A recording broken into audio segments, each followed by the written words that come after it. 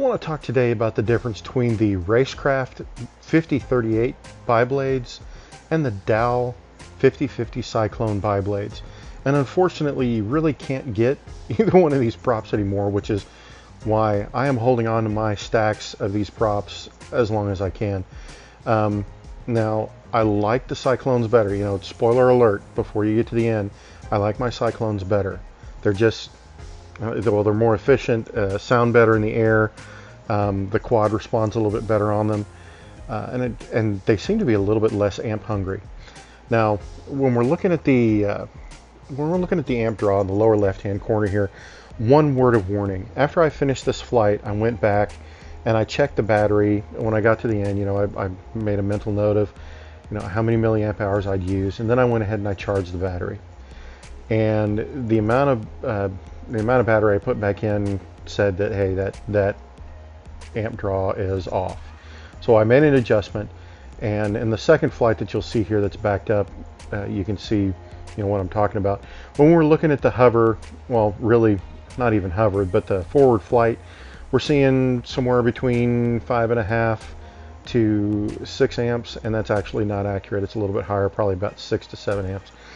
And as you can see here, you know, when a car comes in the cul-de-sac, you have to chase the car. It's like a requirement. When you pick up your quad, it's like you sign a contract. You say, if a car comes near me, I'm going to have to chase it. It's a requirement. So, and everybody's got to do it. It's just fun. But, you know, I did feel bad because I think I freaked him out a little bit. But I just wanted to kind of show this flight. It was, you know, I'm being really kind of gentle with it. I'm not banging around on it. But we're at 3.5 minutes right here, and take a look at the voltage. We're at 14.6 volts. So that's at 3.5 minutes. So these things are, you know, sucking down some battery. And just to let you know what the battery is, it's one of these old, the high voltage 4S batteries, the Turnigy high voltage ones. And I used the same battery on both flights, charged it back up, and then came back out and flew another one. You can see there's a little bit of difference in time because the housing is different, but it was the exact same battery. This quad is an old F3 with a 20 amp all-in-one ESC, and these motors are 1806, 2300 kV DYS motors, and ones that are rated to 3S. So, I mean, this is a super light quad. The quad is that old iFlight YLite frame. You know, if you even fart near it, it's going to break, but it's super light, and you get some really good flight times out of it.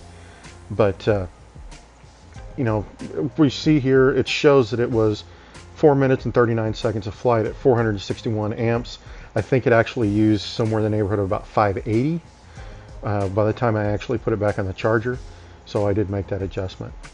So this flight was with the adjusted amp draw, and as you can see, we're actually sustaining forward flight sometimes in the upper 4s to the lower 5s in amps. So this thing is more efficient on these 5050s.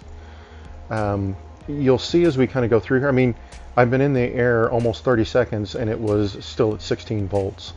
So these particular batteries, you know, these old high voltage ones, they just suck down, and they sag really quick. And I know that I've got a really efficient setup when I can keep one of these particular batteries in the 16 volt range for a minute of flight time. I mean, that's insane. So as we can see here, you know, I'm being pretty gentle with it. I'm not doing a whole lot. And what I did is I flew both batteries. I flew till the warning on my Tyrannus told me that it had dropped below 14.5 volts for more than 3 seconds. And as you can see here, right here, we're at 3 minutes and 30 seconds. Before we had 3 minutes and 30 seconds, so we're at, what, 14.6 volts. Here, we just now passed through 15 volts.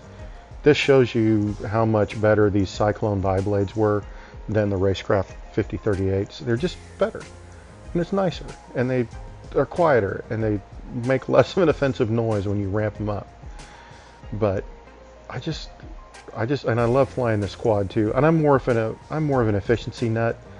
You know, I got electric cars that I regularly drive well outside their, officially rated range.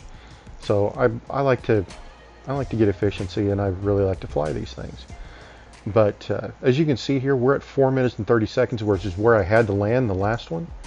And I still haven't gotten the warning. Now we're at 5 minutes and 30 seconds, and we just now triggered the warning. So that's an extra minute and a half before triggering the actual warning. And I think right here we're at like 560 milliamp hours. That was about where I charged the battery to before I actually adjusted the amp draw. And then of course I had to go back and I had to get an actual split S that didn't suck. So I landed it right at, I think I got a minimum of like 14.2 or something like that volts during the flight, but I didn't go that bad. But landing it at 14.5 is showing 644 milliamp hours. So I used about another 60 milliamp hours, but I got another 2 minutes of flight time over the previous flight. So there you go. So Racecraft? Nope, I like Dow's better.